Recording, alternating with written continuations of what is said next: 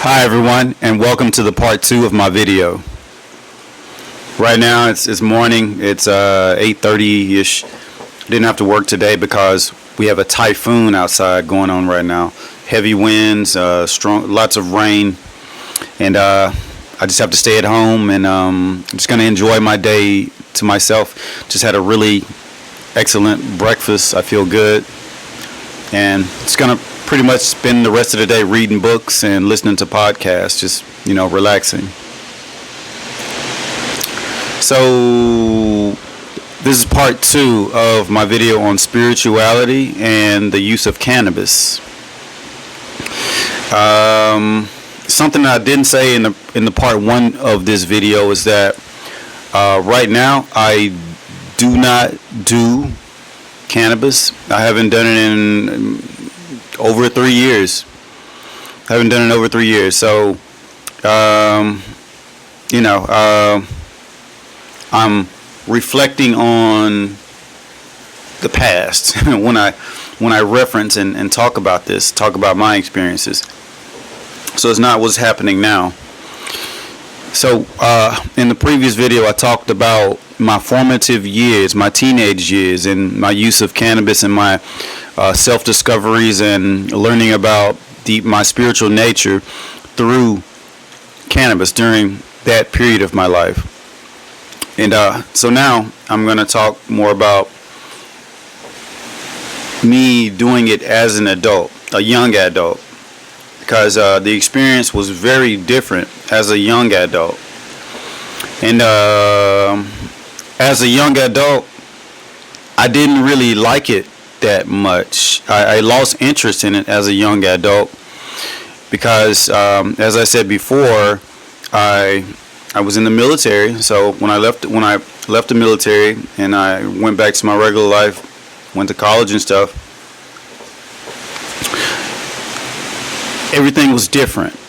And the sensation that I got as a teen was it was nowhere near the sensation that I got as an adult. As an adult, I didn't like it that much because I think, well, I don't know if it's the reason, but as a young adult, I had lots of responsibilities and things that I had to think about, and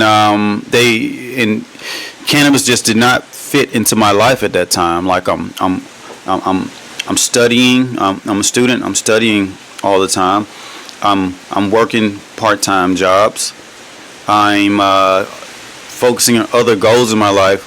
My life is just really filled up to the maximum, and also I try to, enjoy myself when I have free time. So it just didn't fit into my life, and I wasn't able to get the enjoyment and just really enjoy the experience of it during my young adulthood. But I did learn some things during this time because I was able to use that period of use to reference my younger period of use. My younger period of use, it was very, very free. And but as an adult, you don't know how to use it. You don't know how to fit it in. And at that point, I still was not using the owner's manual. I just didn't educate myself on the use of it and learn the proper prescription for it, when to do it, when not to do it, how much, what the different types, and I didn't study it. I wasn't prepared to deal with it on proper terms. But one experience that I had that was really profound during this time was I remember I was a college student, and I was taking some really heavy college courses. I think it was like physics or calculus or something like this. And I was struggling at this time, having lots of trouble doing it. And I remember that me and one of my classmates that I met that took those classes with me, we decided to meet at his place and study together. Me, him, and another student. We made like a study group because we all knew that we were kind of in over our heads. So we figured that 3 or 4 heads was better than one head in studying, and maybe we could pick up something from one another. And the initial plan wasn't to add cannabis to the study session, but it just kind of happened after some frustration kicked in of us. We're trying to study, but everyone's like, "Ooh, this is just mind blowing." So, like, we decided to throw cannabis into the equation, and it didn't really seem like a constructive idea. It was kind of like throwing a towel in, but we didn't really throw the towel in. It was just we did it to see how it would work. And after we did it, I can't say that, like, I don't know how they felt, but I know how I felt. Like, I can't heavily concentrate under the influence of cannabis. It doesn't work that way for me. I guess it activates a different side of the brain for me than it activates for some people. Like, I've met some people in life, even some that are very close to me, that have the ability they could do very detailed work that under the influence of cannabis that requires intense concentration. And for me, that's the last thing I want to do, is intensely concentrate on something under the influence of cannabis. So me and my study group, we were studying math, and it's calculus, it's heavy math. So, like, for me, math is a mechanical process. You do this and you do this step by step by step, and everything is precision, and it's real mechanical for me in my mind. So, using cannabis and something like calculus doesn't seem like a logical idea for me. But it ended up being a transformational situation that happened during that time for me. I don't know about the other guys, but for me. And what I mean by that is that by being in that situation, and this is a different situation from any other situations that I usually, when I'm doing cannabis, when I've done it, it was under a very light social situation where everyone's really free and there's no concentration involved in that freedom. It's usually just enjoyment, that type of thing. But at that time, it was quite different. Like, I was trying to concentrate, and it was my first time, actually trying to do a really complex task while under the influence of cannabis. And what I realized and what happened was that through all of this intense concentration and focus on what seemed to be a mechanical thing, I began to focus and switch my mindset to more of the math came alive in a spiritual way, or it wasn't alive in the same mechanical way that it's usually alive.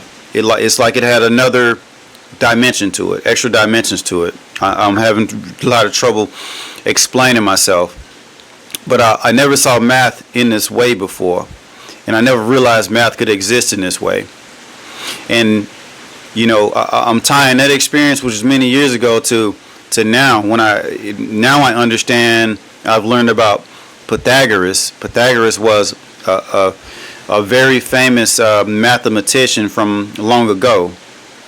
And Pythagoras, he was interested in the spiritual nature of numbers.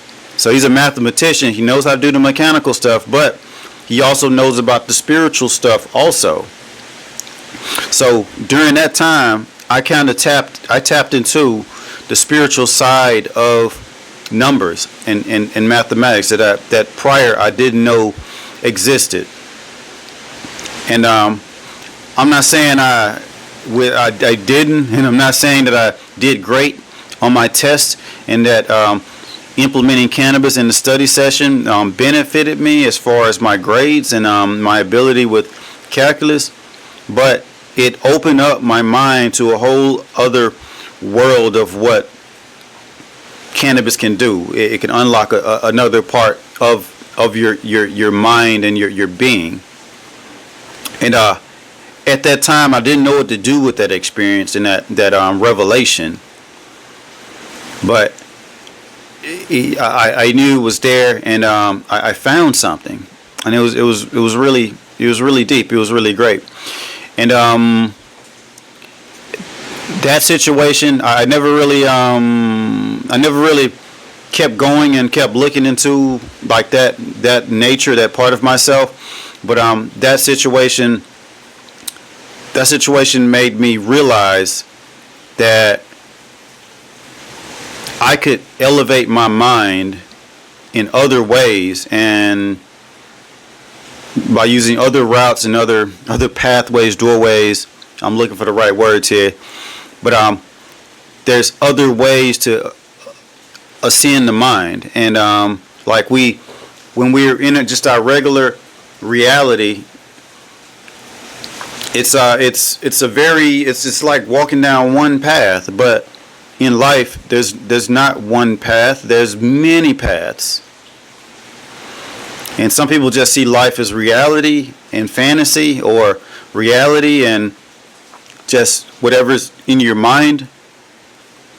And yes, life truly is the mind, and what's in the mind, and different realities that the mind can possess, and the different ways that one can interpret their reality that is all in their mind, but it looks like it's out of the mind.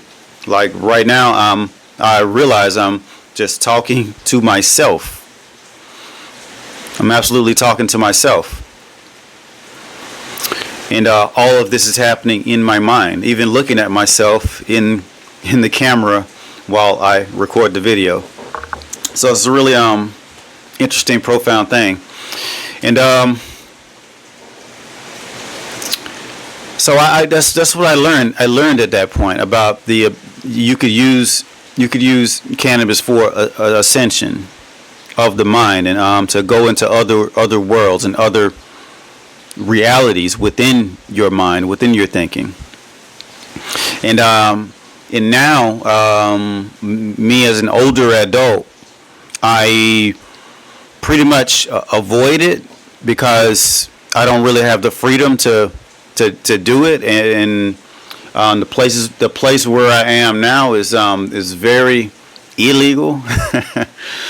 So there's no, you can't do it here, and I was in a country that was a lot more lenient on it a few years ago, and even there, I tried it out, but I didn't have any strong conviction to want to do it, and I think it's because I didn't have that owner's manual, and knew how to do it, and just felt very much out of touch with it. And I would like to, like right now, I'm reading a book, actually listening to an audio book, a very long audio book about cannabis, and I'm learning about it, and I'm trying to do it the right way this time by really educating myself on the topic, and knowing a lot of the information. Like knowledge is power. Like there's many different strains of cannabis that have different purposes, and there's many different hybrids that do different things, and cannabis is it helps with health for some people. Well, definitely in my case, back as a teen doing it, it was very instrumental in me recovering from a lot of the intense physical activities that I was doing at that time. I was very active, And two things that it did that were very powerful that society just overlooks, which is really, really important when you think about it, especially for someone who cannot do these things. And basically, what I'm talking about is having an appetite and going to sleep.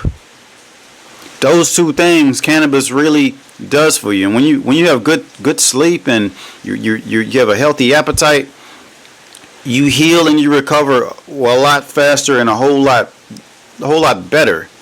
It's amazing, and it's very therapeutic. And I don't see how they just overlook it and throw away the whole thing because of the taboo of the sensation that people get overall, which is it's overblown and exaggerated. But in health circles, cancer, I think one of the most famous examples is the use of it for cancer, and appetite, and I think sleep, the same thing, and it helps out those people. But it's a whole lot more than that, which I'm still learning and still studying and trying and finding out about that it does in terms of everyday health. So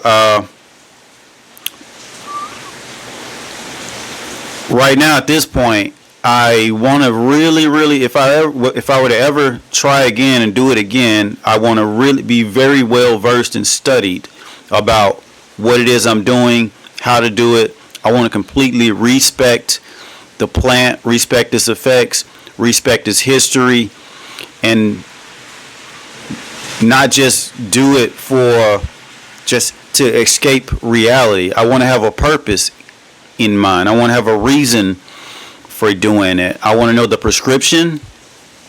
I want to know exactly what type that I'm using. And, of course, one of my biggest worries now, and another reason why I avoid it now, is because I'm very aware of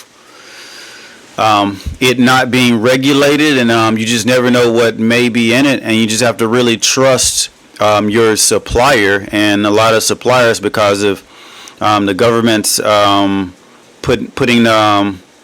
making it a negative thing, it's driven to the black market, and therefore you have to trust black market people who probably don't really care that much about quality and health. It's just they're trying to make the money. I'm not saying that the government is any better, but if you're dealing with the government, it's a lot more transparent, and you can, for that reason, you can trust it. You can trust it more. But when you're messing around underground on the black market, you got to go through word of mouth and follow people, the chain of people that you trust, and go off of it that way. Or another way is to be very well educated yourself and know exactly what it is you're getting and what to look for, so that you're not tricked, or someone you're in some negative situation where you get something that's bad for you, that's not exactly what you think it is. So it gets real tricky, and a lot of people, for that reason, they just stay away from it. And very, very logical. It's a good idea when you don't know. It's sometimes just best to step away and just don't do it. But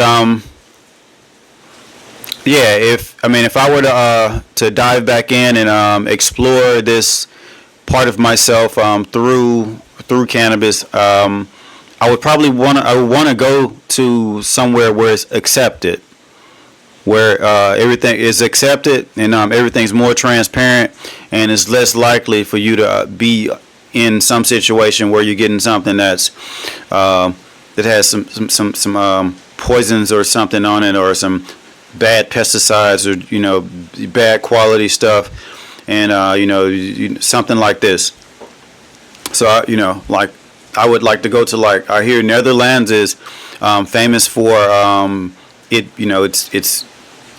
it's there and it's available legally, so everything's transparent, and you're far less likely to get something that's poor quality, or something that could hurt you or be bad for you.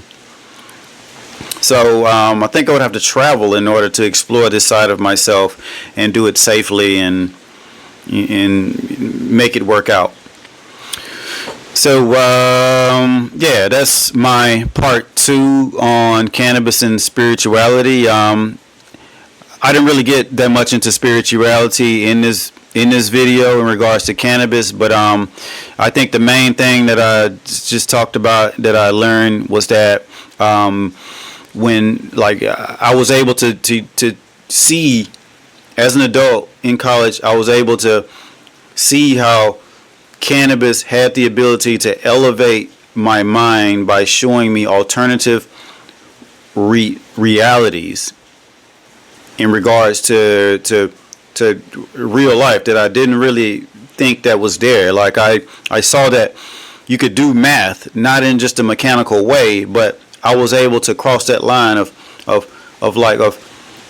concrete reality with using math, concrete mechanical reality, and the spiritual side. And I kind of was able to see and understand what Pythagoras was trying to explain those many years ago, when he discovered and he knew and he introduced to the world the spiritual nature of numbers. And I don't think it ends here. I think it's the tip of the iceberg, and understand the different layers of spirituality, consciousness, reality in regards to everyday things. And I'm talking about math here, and math can be a really profound thing, and a lot of people find math just boring and just something you don't want to deal with unless you have to go to work or something like this. And I guess this is why mathematicians and math experts get paid so much, and their jobs have so much prestige, because of the boring nature of it. But I don't think it has to be boring. I think there's other doors to open with something as seemingly as boring and just mundane as mathematics. So I use that example to explain how you could take something very simple and very simple and just normal, like mathematics, and open it up to a whole bunch of other different possibilities. And I guess the next question would be, after you do that, is to, what do you do with these possibilities? What do you do with the spiritual nature of numbers, or whatever else you discover with numbers? But I'm definitely aware of numerology, and I'm definitely aware of where that can take someone, and how you can use it in your everyday life in order to see all the different divine natures of life. Because I look into and I learn about numerology now, and really profound stuff that I never knew back when the younger me. So that's my video. Maybe I'll follow this video up, maybe I won't, but this is my part 2 on cannabis and spirituality. I hope you enjoyed my video. Thank you so much for watching. I love you. I love you all. Thank you so much. Y'all take care of yourself. Have a great rest of your day. I'm gone. Bye.